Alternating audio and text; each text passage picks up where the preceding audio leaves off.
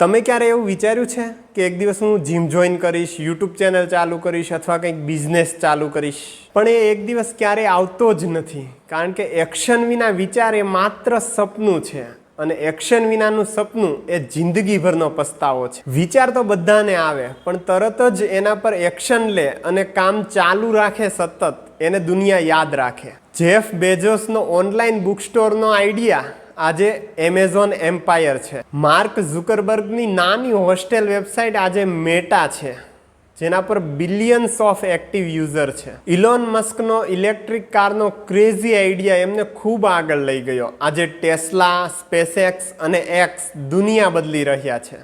Larry page અને સર્ગે બ્રિન, બે student Stanford યુનિવર્સિટીના હોસ્ટેલ રૂમમાં બેઠા હતા અને એમણે એક પ્રોજેક્ટની શરૂઆત કરી, અને એ પ્રોજેક્ટ ગૂગલ, આખી દુનિયાની બધી માહિતીનો જ્ઞાન ભંડાર.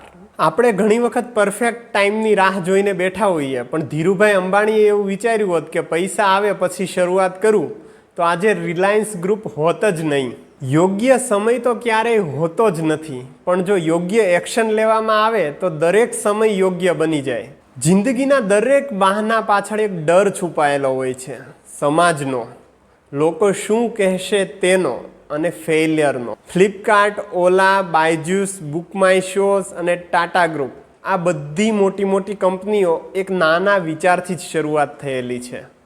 નાના પગલાંની એ શરૂઆત આજે ખૂબ વિશાળ બની ગઈ. એ પ્રમાણે આપણે આપણા યુનિક આઈડિયાને અમલમાં મૂકવા જોઈએ, એના પર એક્શન લેવું જોઈએ. આપણો નાનો વિચાર એકવાર અમલમાં મૂક્યા પછી કેટલો મોટો અને મહત્વનો સાબિત થાય એની કલ્પના પણ ના કરી શકીએ.